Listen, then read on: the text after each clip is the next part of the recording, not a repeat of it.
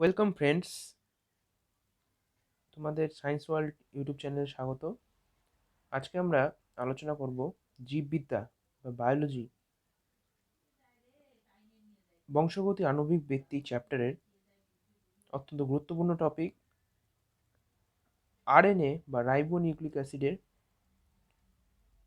গঠন এবং তার সম্বন্ধে সংক্ষিপ্ত আলোচনা। তো তোমরা ভিডিওটি সম্পূর্ণ দেখবে। যদি ভিডিওটি ভালো লাগে অবশ্যই লাইক করবে, যদি খুব ভালো লাগে তাহলে শেয়ার করবে এবং চ্যানেলটিকে সাবস্ক্রাইব করতে একদমই ভুলো না। তো চলো শুরু করা যাক ভিডিওটি। তোমরা স্ক্রিনের দিকে এবার লক্ষ্য করো। আর যদি কোনো জিনিস বুঝতে অসুবিধা হয় ভিডিওটিতে অবশ্যই আমাদের চ্যানেলে কমেন্ট করবে। তো শুরু করা যাক।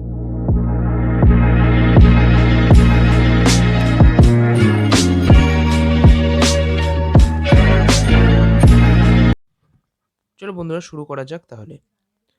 তো আরএনএ আরএনএ হলো রাইবোজ নামক পেন্টোজ শর্করা, ফসফরিক অ্যাসিড বা ফসফেট গ্রুপ, নাইট্রোজেন বেস দ্বারা গঠিত এক প্রকার জটিল বৃহৎ অণু যা পলিপেপটাইড বা প্রোটিন সংশ্লেষে সহায়তা করে। এটি হলো রাইবো নিউক্লিক অ্যাসিড বা আরএনএর সংজ্ঞা। তো আমরা কি জানলাম আরএনএতে তাহলে কি কি জিনিস থাকতে হবে?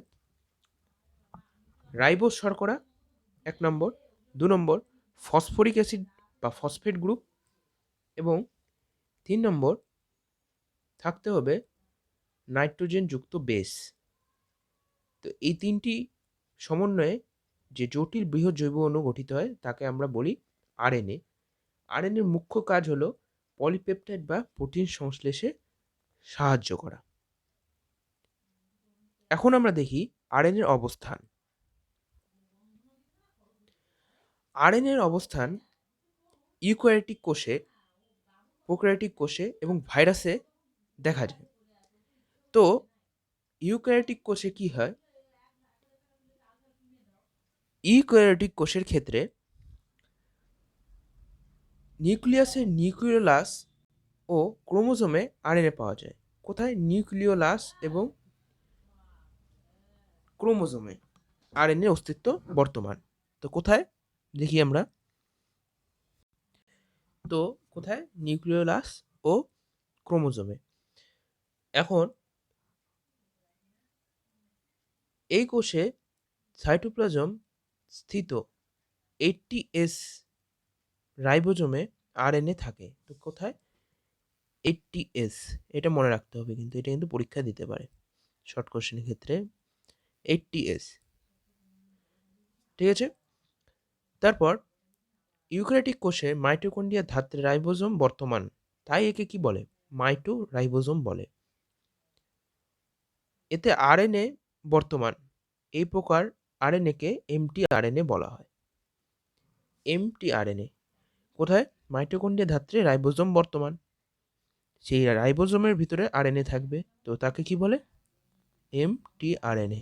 টিআরএনএ, আরআরএনএ এবং এমআরএনএ, এটা হলো আরএনএর ভাগ।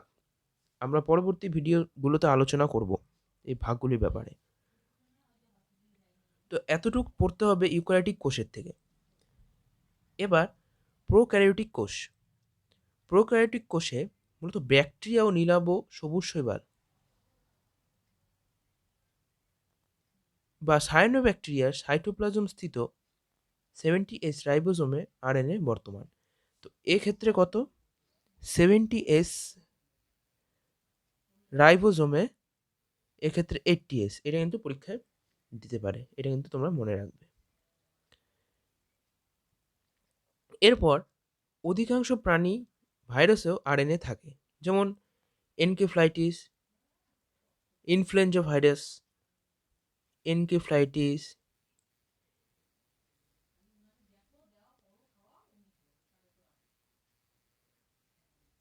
এনকেফ্লাইটিস, ইনফ্লুয়েঞ্জা ভাইরাস, পিচ জ্বর, পোলিও, হাম প্রভৃতিতে আরএনএ বর্তমান থাকে। তো এই তিনটা কোষে এবং ভাইরাসে আরএনএর অস্তিত্ব বর্তমান থাকে, এতটুকু আমরা জানলাম। এবার আরএনএর রাসায়নিক উপাদান সম্বন্ধে দেখি। রাসায়নিক উপাদানের দিক থেকে আরএনএ মূলত ৩ ধরনের উপাদান দ্বারা গঠিত হয়। উপাদানগুলি সম্পর্কে নিচে বিস্তারিতভাবে আলোচনা করা হলো। তো আমরা দেখি ছবিটা। এখানে আরএনএ প্রকারভেদ লিখলাম, কিন্তু এটা তোমরা মনে করবে রাসায়নিক উপাদান।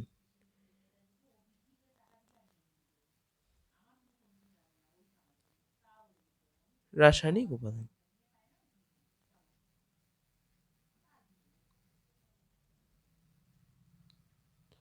রাসায়নিক উপাদান। তো দেখো এই চার্টটা কিন্তু ভালো করে পড়বে। পেন্টোজ শর্করা, নাইট্রোজেন বেস, ফসফরিক অ্যাসিড বা ফসফেট গ্রুপ। এখন বলছে রাসায়নিক উপাদানের দিক থেকে আরএনএ মূলত ৩ ধরনের উপাদান দ্বারা গঠিত। এই ৩টি উপাদান দেওয়া আছে: পেন্টোজ শর্করা, নাইট্রোজেন যুক্ত বেস, ফসফরিক অ্যাসিড বা ফসফেট গ্রুপ। এর আন্ডারে আছে রাইবোজ শর্করা। নাইট্রোজেন যুক্ত বেসের মধ্যে থাকবে দুটো, পিউরিন বেস এবং pyrimidine base. Purine base, pyrimidine base. Ribose শর্করা হলো পেন্টোজ শর্করার আন্ডারে। এখন পিউরিন বেস আবার দুটি, একটা হলো অ্যাডেনিন, গুয়ানিন। পিরিমিডিন বেস হলো দুটি, সাইটোসিন, ইউরাসিল। এখন ইউরাসিলের বদলে ডিএনএতে এর পরিপূরক বেস থাকে, সেটি হলো কি? তো এখানে ইউরাসিলের বদলে ডিএনএতে উপস্থিত থাকে হলো থাইমিন। এটা তোমরা মনে রাখবে, এটা প্রশ্ন অনেক ক্ষেত্রে আসে।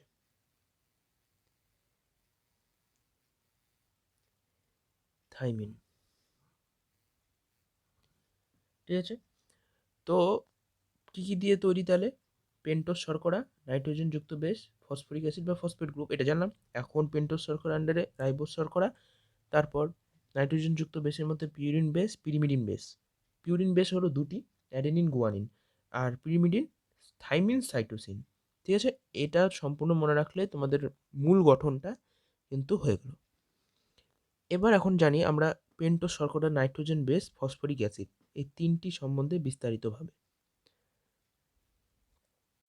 তো পেন্টোজ শর্করা 5 কার্বন যুক্ত যে একক শর্করার মধ্যে কার্বন পরমাণুগুলি বলয়ের আকারে সজ্জিত থাকে তাকে রাইবোজ শর্করা বলে। এর রাসায়নিক সংকেত হলো C5H10O5। এই শর্করার গঠন ডিঅক্সিরাইবোজ শর্করার প্রায় একই হয় বা অনুরূপ হয়। কেবলমাত্র রাইবোজ শর্করা অণুর 2' সি এর একদিকে বা কার্বনের 2', এই যে দেওয়া আছে 2' কার্বনের একদিকে হাইড্রক্সি গ্রুপ ও আরেক দিকে হাইড্রোজেন পরমাণু যুক্ত থাকে, যেটা তোমরা দেখতে পাচ্ছ। ঠিক আছে, তো রাইবোজ শর্করা বা পেন্টোজ শর্করা গঠন কিন্তু এরূপ। ঠিক আছে, এখানে বলছে কি, আবার বলি, ডিঅক্সি রাইবোজ শর্করার গঠন প্রায় এরূপ, কিন্তু আমি এটার ব্যাপারে বেশি যাব না।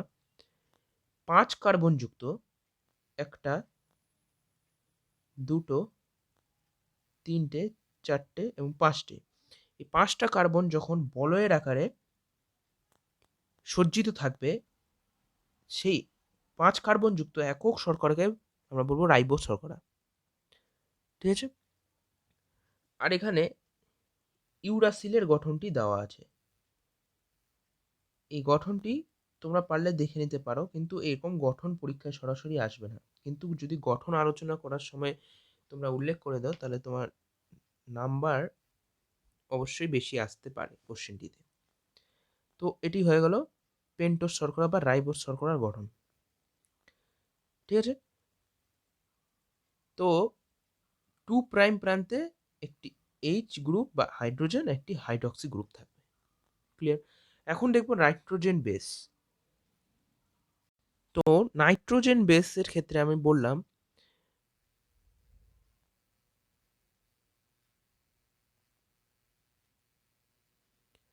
Nitrogen base. নাইট্রোজেন বেস দু রকমের নাইট্রোজেন বেস অবস্থিত, যেটা হলো পিরিডিন আর একটা হলো পিউরিন, সরি পিরিমিডিন।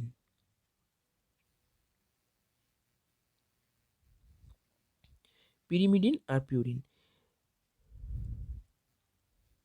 তো এর আন্ডারে কি কি আছে? অ্যাডেনিন গুয়ানিন পিউরিনে এ আর জি হিসাবে লেখা হয়, আর একটা হলো সাইটোসিন ইউরাসিল।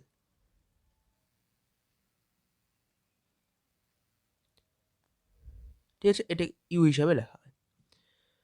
তো অ্যাডেনিন গুয়ানিনের রাসায়নিক গঠন ডিএনএতে আলোচনা করা আছে, ডিএনএর যে গঠন, তো ডিএনএর গঠন আলোচনা করার সময় আমরা বলবো। তো আরএনএতে ইউরাসিলের যে গঠনটা একটু আমি স্বল্পভাবে বলি।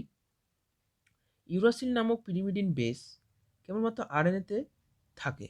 আমি একটু আগেও বললাম যে এর পরিপূরক বেস রূপে ডিএনএতে থাকে থাইমিন। তো শুধুমাত্র আরএনএতে উপস্থিত থাকে ইউরাসিল। Only RNA. ঠিক আছে, এরপর ইউরাসিলের 2 নম্বর এবং 4 নম্বর কার্বন পরমাণুতে একটি করে হাইড্রোজেন পরমাণু যুক্ত থাকে। ইউরাসিলের গঠনটা আমরা একটু দেখি। হ্যাঁ, এখানে দেখো বলছে 2 এবং 4 নং কার্বন পরমাণুতে একটি করে অক্সিজেন পরমাণু যুক্ত থাকে। তো এখানে দেখো এই কার্বন পরমাণুতে এবং এই কার্বন পরমাণুতে একটি করে অক্সিজেন যুক্ত আছে। ঠিক আছে, এখানে যদি এক এক নম্বর হিসাবে চিহ্নিত করি,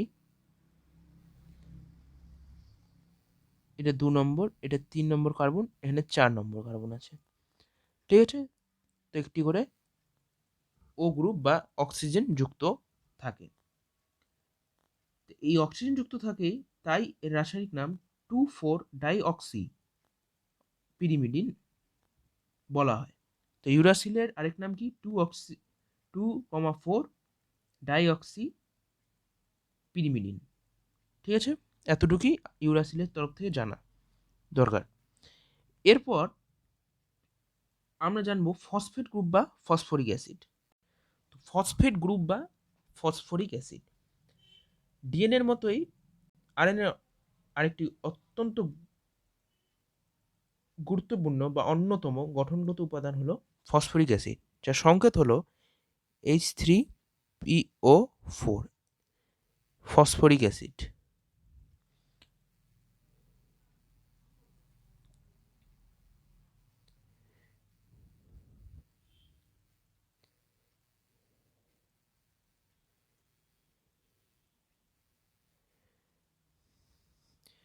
ঠিক আছে,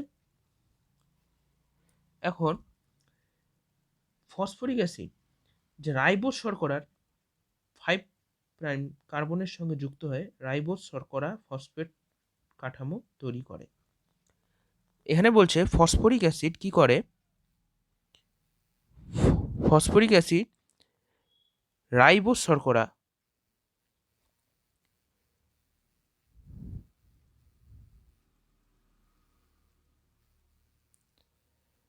শর্করার 5' কার্বনের সঙ্গে যুক্ত হবে, কি গঠন করবে? রাইবোজ শর্করা ফসফেট কাঠামো। কি গঠন করবে? রাইবোজ শর্করা ফসফেট কাঠামো গঠন করবে। ঠিক আছে, এরপর ফসফরিক অ্যাসিড রাইবোজ শর্করার 5' বা 5' কার্বনের সঙ্গে ফসফোএস্টার বন্ড দ্বারা যুক্ত হয়। তো এই যে যুক্ত হবে সেই বন্ডটা হলো ফসফো এস্টার বন্ড, ফসফো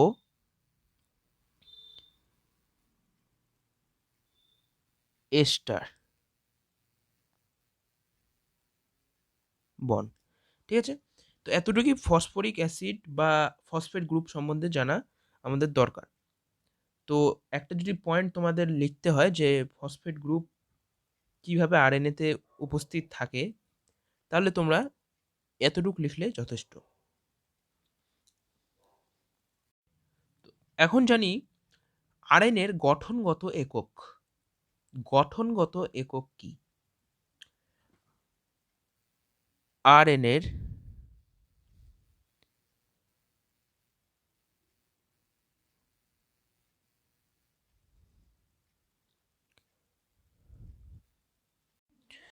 আরএনএর গঠনগত একক সম্বন্ধে যদি আমরা জানি, আরএনএ অণুটি রাইবোনিউক্লিওটাইড একক দ্বারা গঠিত হয়।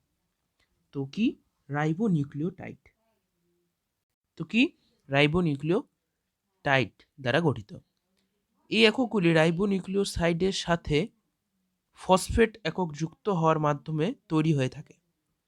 তো কিভাবে তৈরি হয়? যদি দেখি তাহলে একটা হলো, তো রাইবোনিউক্লিওটাইড কিভাবে গঠিত হয়? রাইবোনিউক্লিওসাইড ও ফসফেট এককের যুক্ত হওয়ার মাধ্যমে। রাইবোনিউক্লিওসাইড কি? রাইবোনিউক্লিওসাইড হলো আরএনএতে একটি রাইবোজ শর্করা অণু এবং একটি নাইট্রোজেন বেস রাসায়নিকভাবে যুক্ত হয়ে যে সংগঠন সৃষ্টি হয়। তো দেখো ব্যাপারটা কিন্তু এক একটা ভেঙে ভেঙে আসছে। এখানে কি হচ্ছে? রাইবোনিউক্লিওসাইড N2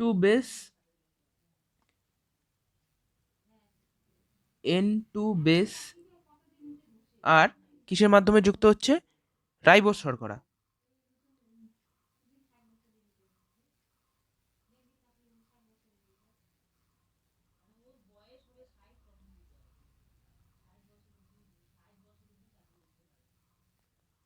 রাইবোজ শর্করা সমন্বয়ে গঠিত হচ্ছে।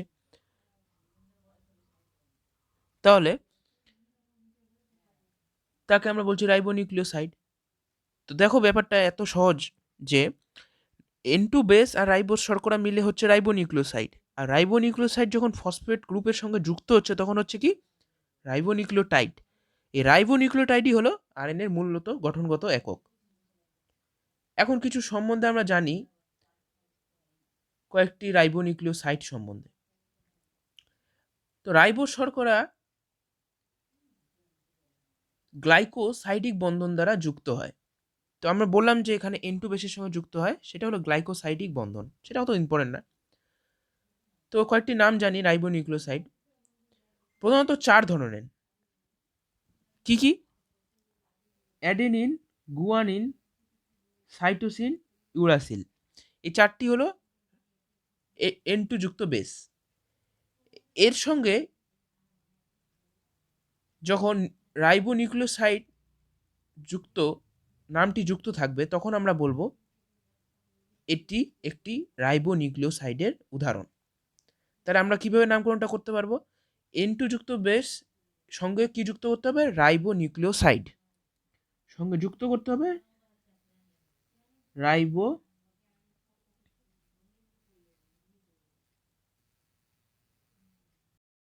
রাইবোনিউক্লিওসাইড কথাটি যুক্ত করতে হবে। তাহলে এইটি হলো উদাহরণ। এর সাধারণ নাম কি হবে? অ্যাডিনোসিন যখন এ যুক্ত থাকবে, সাইটিডিন যখন সি যুক্ত থাকবে, এটা এস না, সরি সি হবে এটা।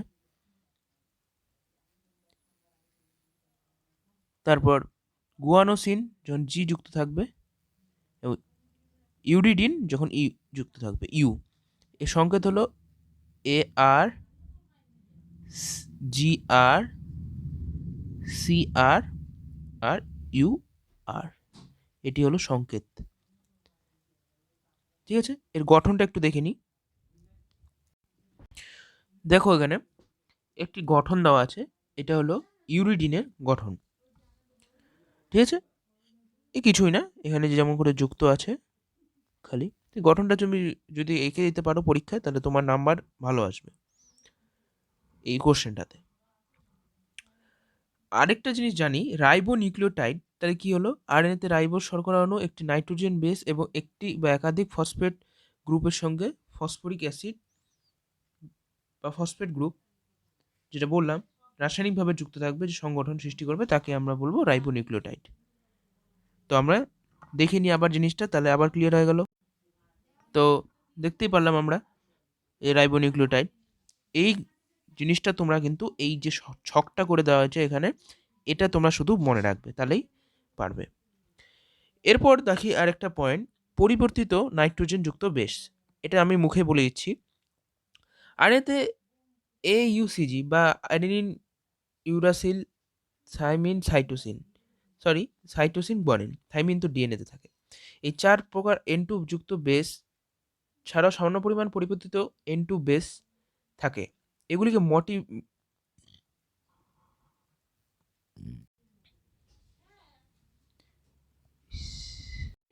তাহলে একটি হলো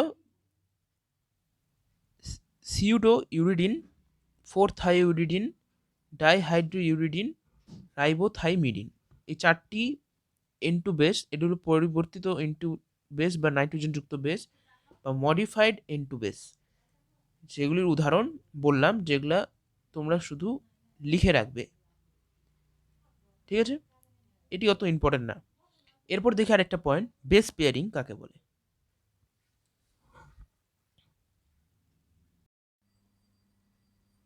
তো বেস পেয়ারিং হলো আরএনএতে সাধারণত যে নাইট্রোজেন বেসগুলি থাকে, আরেকবার রিকল করাচ্ছি, অ্যাডেনিন, গুয়ানিন, ইউরাসিল, সাইটোসিন, এগুলি তো বর্তমান থাকি। যেহেতু আরএনএ একতন্ত্রী, তাহলে কি হয়, কোনো কোনো ক্ষেত্রে একই স্ট্র্যান্ডের আরএনএর একই স্ট্র্যান্ডের অ্যাডেনিন ইউরাসিল, এটা মনে রাখবে। দেখো একটা জিনিস, অ্যাডেনিন আর ইউরাসিলের মধ্যে কিন্তু হচ্ছে কি হবে, হাইড্রোজেন বন্ধন, দুটি হাইড্রোজেন দ্বিবন্ধন বা হাইড্রোজেন বন্ধন দ্বারা যুক্ত থাকবে, এবং সাইটোসিন গুয়ানিন হাইড্রোজেন ত্রিবন্ধন বা 3টি হাইড্রোজেন বন্ধন দ্বারা যুক্ত থাকবে। যুক্ত থেকে কি করবে, বেস পেয়ারিং এর মাধ্যমে, এই যুক্ত থাকাকে বলা হয় বেস পেয়ারিং, অর্থাৎ বেস পেয়ারিং এর মাধ্যমে তৈরি করবে লুপ। এটা হলো লুপ, ঠিক আছে? লুপ গঠন করবে। এই প্রকার লুপ বা কুণ্ডলীকে আমরা বলবো গৌণ দ্বিতন্ত্রী কুণ্ডলী। তো ছবিটা তোমরা ভালো মতো খেয়াল করবে, এইভাবে কিন্তু অনেক সময় গঠিত হয় যে কুণ্ডলী, তাকে আমরা বলবো গৌণ দ্বিতন্ত্রী কুণ্ডলী। তো বন্ধুরা, আজকে আমরা জানতে পারলাম আরএনএতে কি কি থাকে। কি কি থাকে, একটি হলো পেন্টোজ শর্করা, তারপর নাইট্রোজেন বেস, 3 নম্বর ফসফরিক অ্যাসিড বা ফসফেট গ্রুপ। তারপর কি জানতে পারলাম, পেন্টোজ শর্করার একটি ভাগ হলো রাইবোজ শর্করা। তারপর নাইট্রোজেন যুক্ত বেসের মধ্যে দুটি, একটি হলো পিউরিন, একটা হলো পিরিমিডিন। পিউরিনের মধ্যে দুটি, অ্যাডেনিন গুয়ানিন এবং একটাতে ইউরাসিল এবং সাইটোসিন। ডিএনএতে ইউরাসিলের পরিপূরক হিসাবে থাকে থাইমিন, এটা আমরা জানলাম। তারপর জানলাম আরএনএ গঠনগত একক কি, রাইবোনিউক্লিওসাইড ফসফেট গ্রুপের সঙ্গে যুক্ত হয়ে কি গঠন করবে, রাইবোনিউক্লিওটাইড। রাইবোনিউক্লিওসাইড কি, N2 বেস যখন রাইবোজ শর্করার সঙ্গে যুক্ত হয়ে কি গঠন করবে, রাইবোনিউক্লিওসাইড।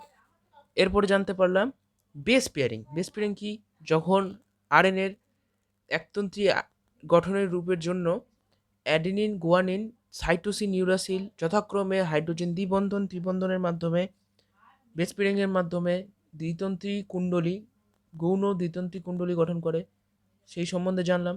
তো বন্ধুরা, অবশ্যই যদি ভিডিওটি ভালো লাগে অবশ্যই লাইক করবে এবং আমাদের ফেসবুক পেজ, ইনস্টাগ্রাম পেজে ফলো করবে, চ্যানেলটিকে সাবস্ক্রাইব করবে এবং বেল আইকনটি প্রেস করতে অবশ্যই ভুলবে না। তো চ্যানেলের সঙ্গে থেকেও পরবর্তী ভিডিওর জন্য আমাদের চ্যানেলে